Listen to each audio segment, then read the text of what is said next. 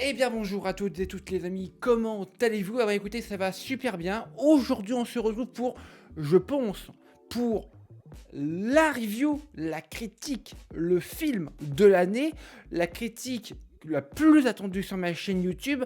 Je vous l'avais teasé il y a maintenant 2 jours, comme quoi Avatar, la voix de l'eau, Avatar 2, suite de Avatar, sorti en 2009, réalisé, écrit et produit par James Cameron. Je l'avais vu en projection presse. Je l'ai revu ce matin à Megarama, 9h40 la séance. Je sors tout juste de ma séance. Je suis rentré chez moi, j'ai pris 10 minutes, etc. Donc là, véritablement, cette review va être 50% écrite, 50% complètement, fait un petit peu, dans l'improvisation. Parce que, vous le savez, hein, je le redis, mais pour vraiment être assez honnête avec vous, j'ai déjà vu le film, je l'ai vu une première fois en projet presse il y a quelques jours, etc., avant la sortie du film. Le film m'avait laissé de marbre, véritablement. Et avec ce deuxième visionnage, j'ai revu les mêmes faiblesses, les mêmes failles, les mêmes problèmes, que lors de ma première visionnage. Et véritablement, les amis, euh, quand je dis que Avatar, la voie de l'échec, ce n'est pas pour rien. Alors oui, on va revenir sur moult qualités. Ouh là là. Mais aussi, on va revenir sur aussi beaucoup trop de défauts par rapport au film. Bref les amis, c'est parti, je vous en dis plus dans cette review, let's go.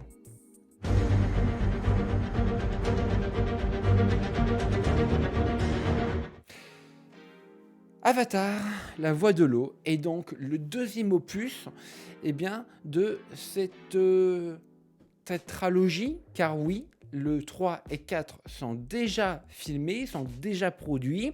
Le 3 est déjà post-produit, le 4 est en cours de post-production. James Cameron a de la suite dans les idées pour un 6 et un 7e opus. Euh... Ouais. Ouais. Calme-toi. Pardon, je vais être méchant. Mais calme-toi. Je t'aime beaucoup, James Cameron, hein, véritablement. Mais là, ce film... alors oui, il est très joli. C'est vrai qu'il y a des plans extrêmement beaux. James Cameron a un véritable amour pour le cinéma qui se retranscrit, qui se voit, qui se visionne durant ces 3h15 de film. Ça se voit, ça se compte véritablement par milliers, des petits gestes d'amour pour le cinéma avec des plans absolument somptueux, avec un HFR, un 48 images par seconde absolument dingue et très bien maîtrisé, une fluidité d'image absolument dingue. Je l'ai vu en 3D, la 3D est tout aussi bien que le premier opus, parce que pour moi la 3D, je vais être assez honnête avec vous, pour moi tant qu'il n'y a pas James Cameron derrière la caméra, la 3D est un pur produit marketing. Là vraiment, James Cameron a pris le temps de faire les choses extrêmement bien. Mais voilà, c'est joli, c'est beau.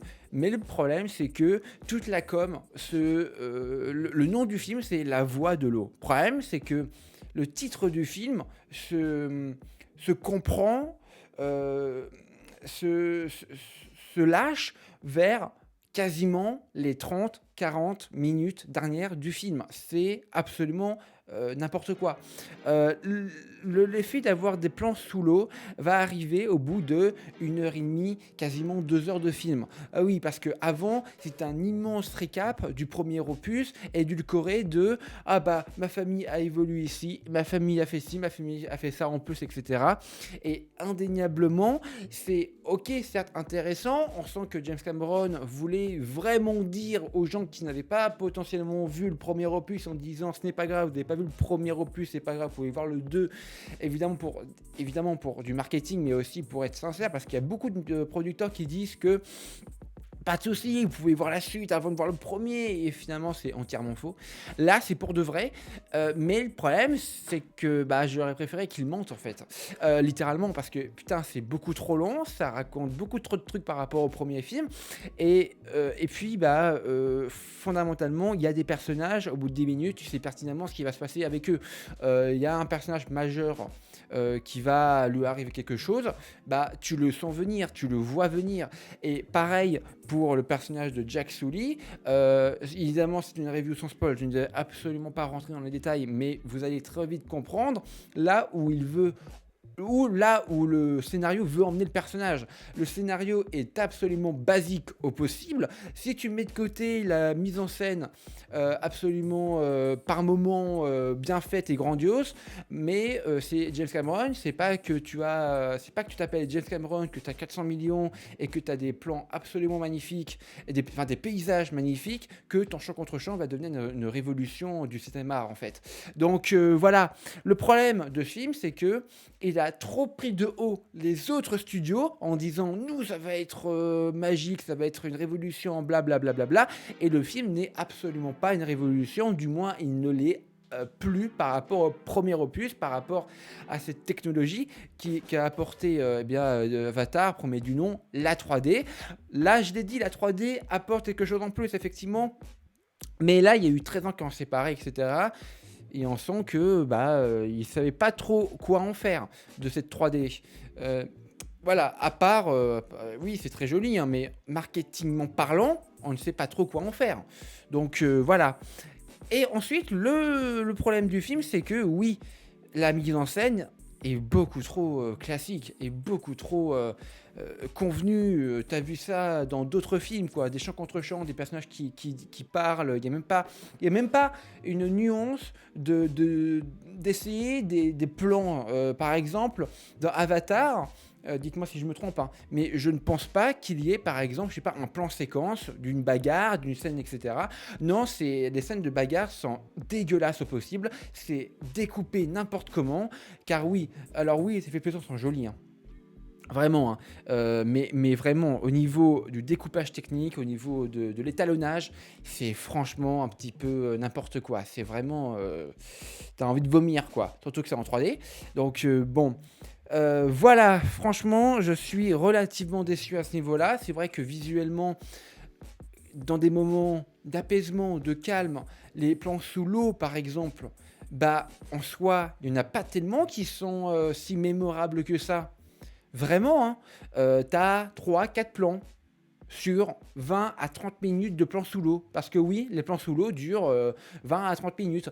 Après, c'est dans les airs, ils font des vagues avec les machins. Enfin, et avec les espèces de poissons qui sont en train de chevaucher, etc. C'est des trucs que tu as vus dans d'autres films qui parlent d'eau. Je suis désolé, mais il n'y a absolument aucune novation à ce niveau-là. Et je suis tellement gêné. Moi, j'aurais voulu venir vous dire, vous dire cette review en mode putain, il est génial ce film, il a fait un travail de ouf, James Cameron, la mise en scène, le machin. Bah non, tout n'est pas parfait. Alors les magnifiques, les chefs-d'œuvre que j'ai pu voir sur moult médias américains, français, que sais-je encore, c'est à tempérer, hein, véritablement. C'est à nuancer, à mesurer, véritablement. Moi, je ne peux pas dire que c'est un chef-d'œuvre, hein. Le film n'est absolument pas parfait, loin de là, et d'autant plus que non seulement la mise en scène est botoco classique, mais en plus de ça, il y a des personnages qui vont être très mal écrits, très mal amenés. Voilà, le personnage j'ai plus son nom, je suis désolé, hein. Le personnage, vous voyez dans la bande-annonce, et pour ceux qui ont vu le film déjà aujourd'hui même, avec qui se confond avec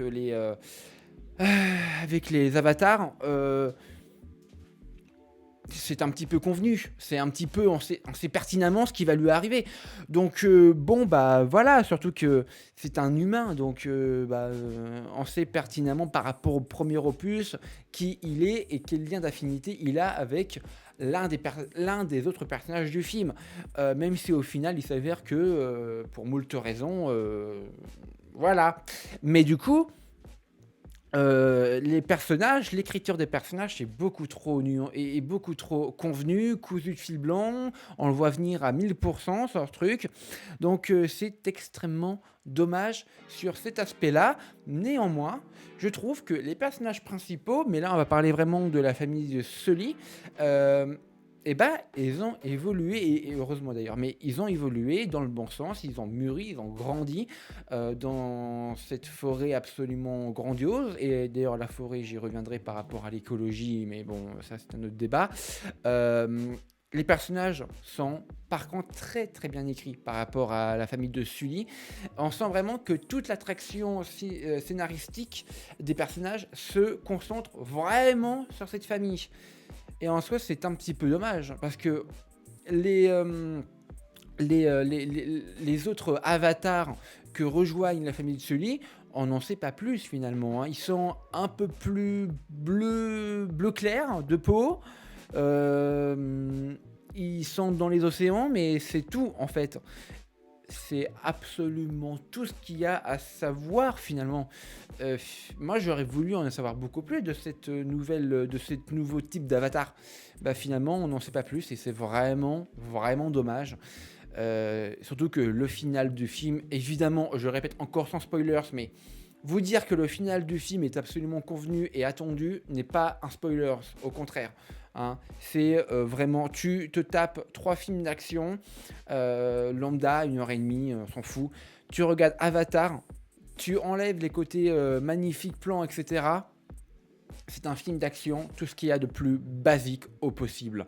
Voilà, je vais pas m'éterniser là-dessus pendant 20 ans, mais c'est absolument basique et c'est extrêmement dommage, quoi. Donc, on va faire un petit récapitulatif de ce que j'ai dit. Il y a des beaux plans, ça, vraiment. Il y a des effets spéciaux absolument somptueux. Un découpage technique pendant les combats absolument affreux.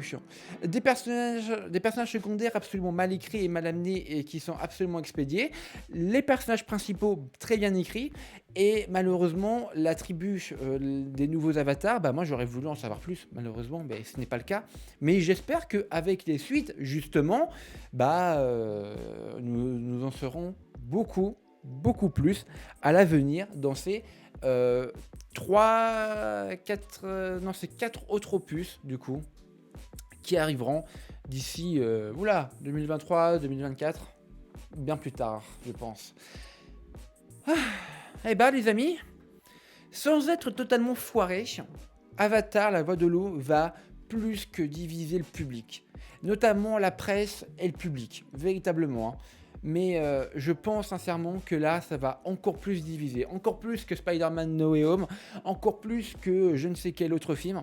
Là, vraiment, ça va être un massacre, un véritable massacre entre les fanboys d'Avatar, les fanboys de James Cameron, les fans, bref, ça va être. Moi, je fais cette review en tant que média indépendant. J'ai dit ce que j'avais à dire sur le film. Ça ne va pas plaire, je sais. Pour moi, le film est un échec. Est un échec scénaristique, mais pas artistique. Ça, c'est clair et net. À nuancer par rapport à ce que j'ai dit, évidemment. Mais n'empêche. Voilà. Écoutez les amis, j'espère que cette review vous aura plu. Je pense que non. N'hésitez pas à liker, à commenter, à partager. Ciao tout le monde, c'était The Creative Man. Au revoir.